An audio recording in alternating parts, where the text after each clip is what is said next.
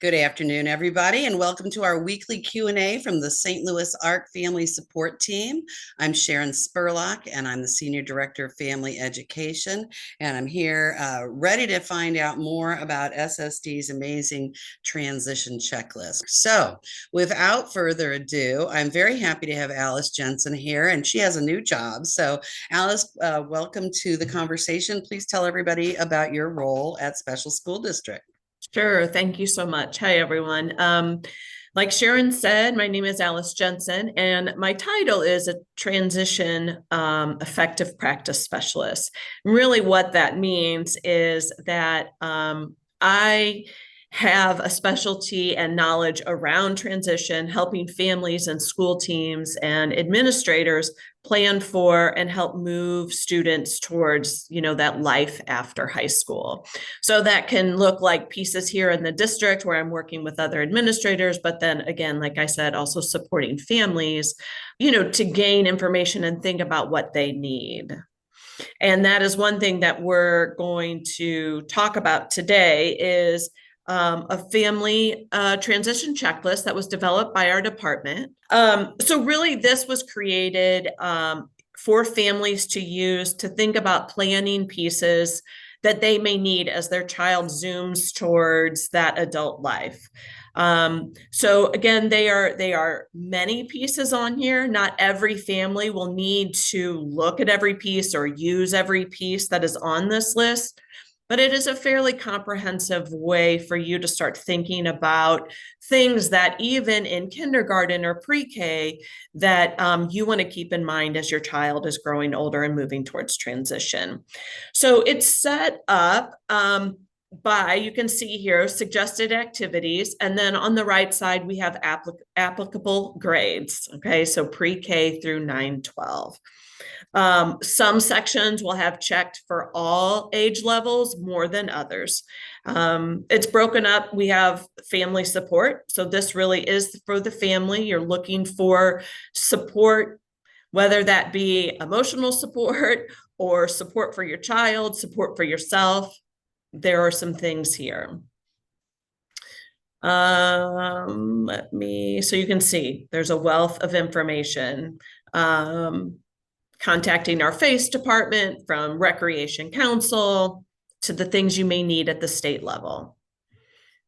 The next section is community and independent living. So you'll see we're moving up a little bit. 6th through 12th grade are where we're recommending these things. Transportation, of course, which tends to be a difficult situation for all families. Some things there. Independent and supported living. Again, some of those higher ages. If you're thinking about what supports kids may need, how do I go about thinking about this? Is this a possibility for my student, for my child? Those are there. Technology pieces here, which of course is going to cover all of the grade levels. So then we move into employment options and services. Sometimes the tasks are just for you to start thinking about jobs and careers at every age and stage. So really having those conversations and with your child, and knowing that maybe it's not paid employment, maybe it's volunteer, maybe it's participating, with service projects or within their community. And then encouraging that you as a family thinking about your social network and ways to help them participate in their community. So outside of the school, with school supporting. Then we have some summer work programs, things that take place within the school. You're looking at VR, and those are things that happen towards the end of high school career. Tasks under education and post-secondary adult options. So thinking this is more along the lines, as opposed to work, as getting some secondary education before that. So community college, our tech schools when the students are in schools. Talking through how is your child going to graduate on credits or with a diploma. I'm sorry, with everyone gets a diploma. Let me clarify that. Will they be graduating with credits or meeting their goals and objectives? Some other agencies to help explore. So you can see there's quite a bit on here. All of these blue links that you see are links. They're all hyperlinks. You'll be able to click on all of them. And then healthcare things. So thinking through healthcare, if your child has a lot of healthcare issues or may be medically involved, what does that look like and what kind of supports can you get? Legal protection and financial planning and guardianship. So we get a lot of questions around guardianship or what are my options if I don't want full guardianship. Those things here can help. IEP planning. So connecting straight to DESE if you want some information around what DESE's expectations are, which of course special school district follows. Our transition planning information that we have linked on our website, Family Navigators, developing an IEP transition plan.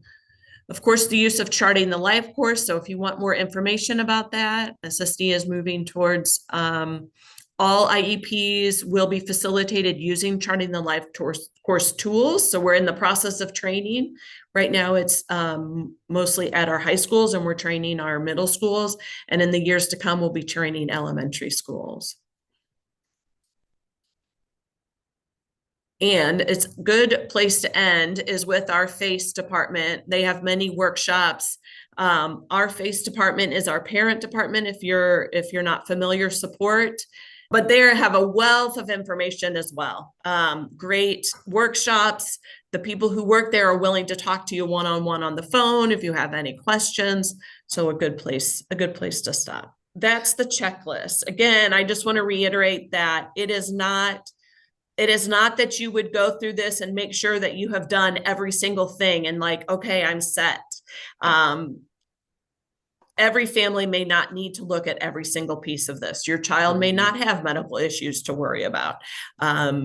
Maybe independent living is not where you're at right now, but it's a way to start thinking about those things because as your child moves through school, and especially as we get into high school and what we call transition age, these topics are going to be coming up regularly. Before you close out this document, the first question we had is, are all these links, do they link you to a page? Can you link through to one of the sites and just show us what that looks like? So there's our family and community engagement. Yeah. So you can see if families listening here, if you have not been on this page, I strongly encourage you to make this one of your bookmarks because you're going to find a lot of the toolkit resources that Alice mentioned, but also upcoming workshops and other access that you'll have. So this is really cool. Yeah, so lots of links there to get you what you need. Well, somebody in the chat says, wow, this is so impressive. And it really is. How do you guys plan to keep up with the form? Who's in charge of updating all the links? That would be me. Oh, good luck to you. Well, it was a big discussion on, do we use links because we're going to have to update them, but it's easy and user friendly for families. And that's what was most important. You can access it from your phone. If that's the way you have internet, you can access it from a computer. So an iPad. So we wanted to make it really accessible and mobile. One of the families that has joined us asked, is this something we would complete and bring with us to IEP meetings or work on during the IEP? How do you see a checklist like this interfacing with a formal meeting like an IEP? Yeah, so I think that it certainly could be used within the IEP when we think about, when we're thinking about transition age and we're doing action plans around post-secondary goals, some of these items might be a great action plan for families. So maybe you need to talk with a family navigator in order to work with regional, or you need to go to that regional website and, discover what it is that you need to do. So I think that it's good, yes, for families to use and be able to bring and share what they have done and what information they have. The more knowledge that a family has, the more, the better participant everyone is in the meeting. I think that also you may find we're using this with our teachers, so we're regularly giving it out to teachers and case managers to use. You may find that a case manager provides it and says, this is a link to information, whatever you may have been talking about. So you may see it come out in terms of from your case manager as well. I think that the way that it is broken up is a way that we think about transition. So we often think about transition and based on their community and independent living. What is that going to look like as an adult? What does that leisure activities look like? What does that education, if you really are thinking your child may have go through post-secondary education, hit that section and start researching some of those things. Yeah. So I think too, it's just for families to feel like, hey, I can go here and have some answers, or I can find more information because I don't know what question to ask and I'm not sure what to do. Let me go look at the healthcare section because I really need support for my child who has physical disabilities, but I don't know what to do, and so you can go to that section and see, okay, there's Paraquat and there's other agencies that support kids with those physical disabilities. So both ways, yes, absolutely. What I don't want parents to feel like is that they have to do every single one of these and check them all off, because that would be absolutely overwhelming and not necessarily needed. Yeah. So I want to say how happy I am to see that you use the word transition in the broadest sense, moving through your life towards your ultimate adult goals, because I think sometimes we forget about the types of steps you can take in early childhood and in elementary school, and how much easier it's going to be to approach employment if you've been talking about what you want to be when you grow up from the very beginning, and you've done some service projects or volunteered with your family at various places. And those are all things that are available to everybody. But I think sometimes we are so busy, we don't think about being intentional with those activities. And we really need to with people with disabilities, because they need that longer opportunity to be exposed to things, to experience what that's like, to learn the different pieces of maybe a task or how to communicate in certain settings. So I think that's really amazing. yeah, I agree. And it's almost more important, right? We want to talk about transition with all of our kids, but like you said, it could be a longer process with some of our students with disabilities. Sometimes the kind of understanding that bigger picture is more difficult. And so the more that it can be talked about and framed around what they're doing now and how that's going to support them later, is going to help them as we continue to talk about it throughout the years, sink in. And that's really the goal too, with that using Charting the Life course and thinking about their vision as early as kindergarten. And maybe the parents are supporting that vision a little bit more in the beginning, but as long as we're keeping the ultimate end goal in mind, we want to be working towards that, because we know it may take a little bit longer. Yeah. I worked with a family 2 years ago, I think, and they brought me a document. It was from kindergarten. It was their child's vision statement. And, this young lady's 24 now. So this was a long time ago. So quite unusual for them to have created this vision statement. But they were able to talk about how that helped them to make decisions, that helped them to communicate, knowing where they wanted to go. And now their daughter's an adult and her vision's a little bit different. So now they've had to pivot a little bit to understand that vision has to come from her, and sometimes they're not fully aligned. So yeah, I'm a strong proponent of that. Yes, for sure. Yes, the not aligned. That can happen. We also had a comment. They noticed that selective service was on your form. And I think that's something that most of Oh, us totally forget about as something that's a requirement. So a big shout out to think about that and address it. I want to go back to the form itself because I'm curious, how long ago did you guys create this form? I think this is only, it's new. It was finished like mid-year last year. Okay. Yeah, so not even a year old. So this may be a question you don't know the answer to yet, but you mentioned that teachers get this form. And I'm just wondering, having a document like this, how does that impact the staff at special school district in terms of their understanding of that path of Mhm. transition? And has it changed the way you all either organize trainings or do anything else internally because you've got this transition tool? Well, I think you're right. It's a little early to know for sure. But the benefit and what we hope some of the consequences are is that it tends to be as we move into high school, teachers have some more knowledge about transition because it's a focus of the IEP, of course. But they have a lot going on. And so they call in the transition department. So this kind of gives them that initial knowledge as well, so that maybe they can look and start. We've encouraged them to explore some of the resources on here to build their knowledge.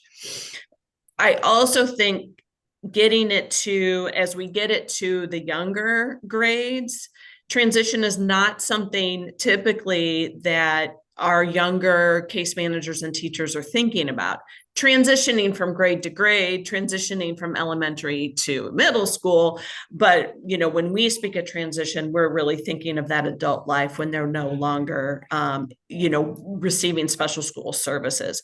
So we're hoping that it is helpful and an education guide for them as well to start thinking about as we, implement Charting the Life course and that vision. What is community interaction for this student going to look like? What does it look like right now? Where do we want it to be? And what steps can we use to get there? Same with independent living, Yeah. same with competitive employment or supported employment or shelter, whatever it may be, helping them see that that we need to keep that final vision in mind. Yeah. So that's the hope. That is also the purpose for us here at SSD, aside from just helping families have an easier guide to get information. And that alone is really good enough. But I love the idea of Mhm. it, thinking about it a little more broadly. I Mhm. want to, first of all, for anybody that doesn't know what Charting the Life course is, I just feel compelled to say it's a set of principles that were put together by a group of family support professionals and also families with lived experience. A group gathered and kind of identified all the best practices in supporting families, and then they were tasked to kind of figure out how to help those best practices be delivered consistently. And 5 states got a national grant. Missouri was one of them. And actually, University of Missouri, Kansas City created Charting the Life course, which embodies those 8 best practice principles in supporting individuals with disabilities and families and everybody else, because it's an all model. And then they created tools to help make those principles come to life. 2 questions that we've got left, Alice, are kind of connected.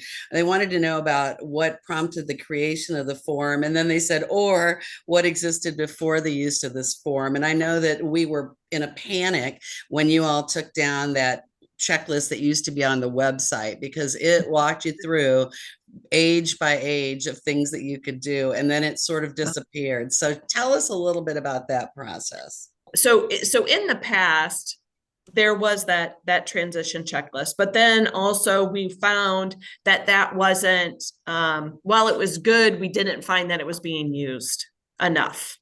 And so in the modern age, with the use of the computer, everybody having a small pocket computer with them at all times, we needed something that was easily accessible for all of our families.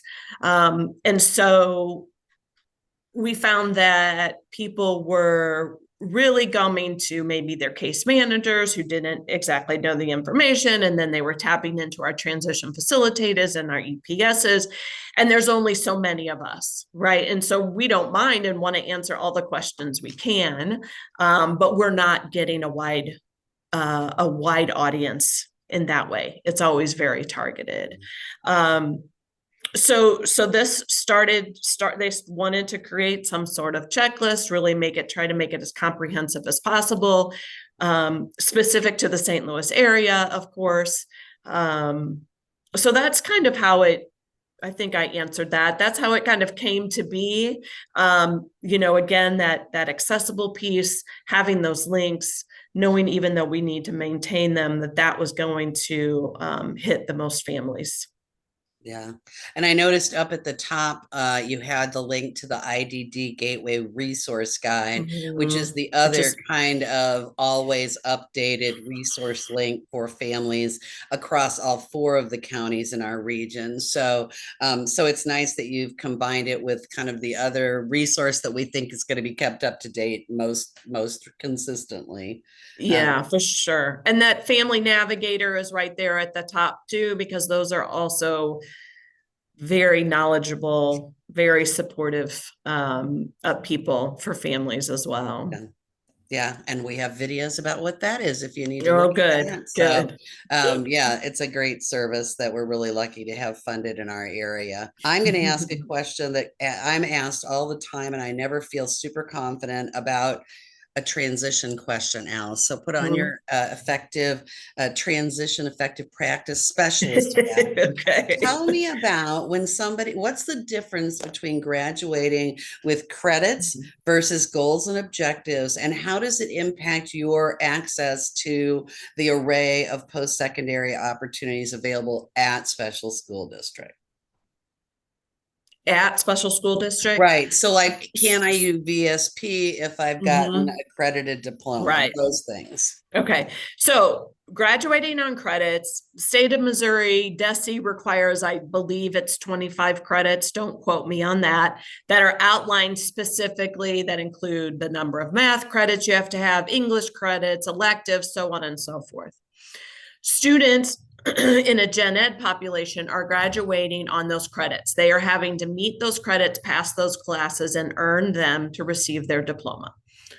That, of course, is an option for our students with disabilities. They are taking classes, maybe they're modified classes, maybe they're classes with support of a special educator, maybe they're out in the gen ed.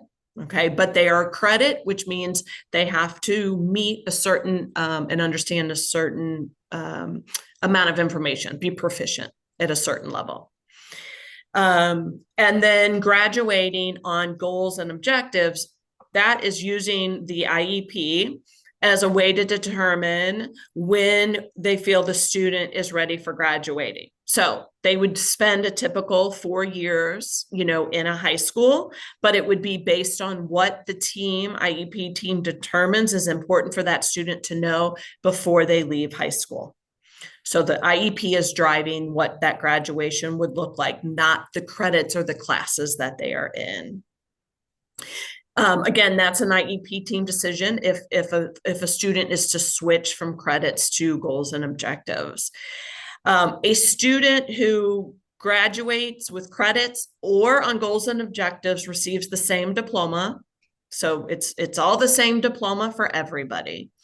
In terms of being able to access the vocational skills program, it does not matter how you graduate. You do not have to be on goals and objectives in order to attend the vocational skills program. It can be either or. It doesn't matter. It's more about, it's more about the guidance of the post-secondary goals, what those are, and if you need more training and more support and skill building in order to meet those post-secondary goals. I think sometimes people think, oh, I've hit the 25 credits now, I need to go.